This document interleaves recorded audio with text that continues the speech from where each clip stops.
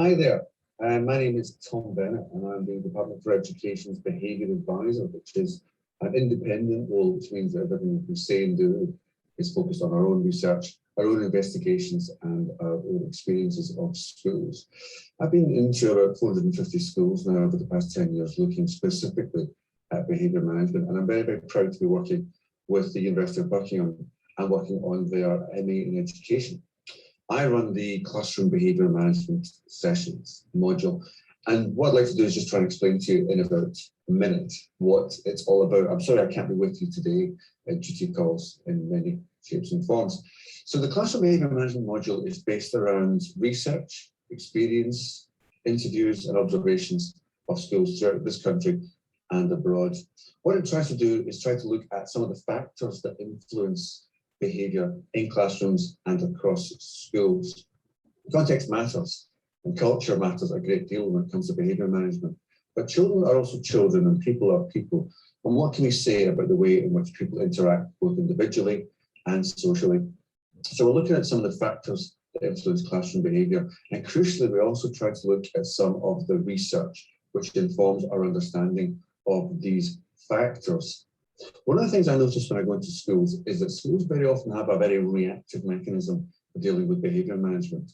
If there hasn't been a lot of behaviour management training prior to encountering children, what tends to happen is that practitioners tend to wait for misbehaviour to occur and then react and respond to it. And of course that's important, but it can also be quite inefficient. We look at some of the factors which influence children's behaviour before they behave, some of the circumstances which we can say will make it more or less likely that they're going to behave in a certain way. Now, of course, behaviour is a complex thing, and people aren't robots, and we can't predict anything with 100% certainty.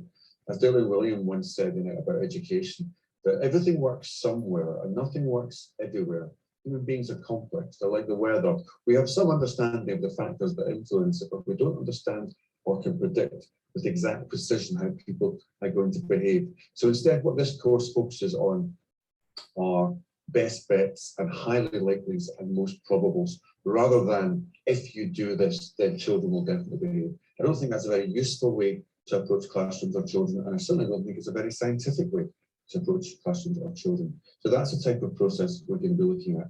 And we'll be looking at these great thinkers and great theories of behaviour management very much with a critical eye, so that you can work out for yourself what you think will work best in your circumstances, but in an evidence-informed manner. And I think that's very important to take education forward and to take the classroom management forward too. So we'll look at the factors, we'll look at the research on the module, and we'll also look at methods we can successfully employ to make better behaviour more likely. As I say, this isn't about magic bullets and quick fixes. This is about understanding people and how they interact individually and also socially. And that dynamic is incredibly important. So we'll help you to hopefully develop a critical understanding of behaviour management rather than a slavish adherence to one ideology or one non-evidence informed process or method. And crucially, the hope is that by the end of this process, you'll be able to make better decisions in the classroom. And if you're involved in leadership at any level in school as well, hopefully this will help you to make better institutional decisions when it comes to behaviour management. So that's roughly, hopefully in a minute, maybe two, what the kind of things we'll be looking at. Great thinkers, great ideas, great practice, and critically examining all of these things throughout the course. And hopefully at the end of it, you're going to be making better decisions. That's the plan anyway.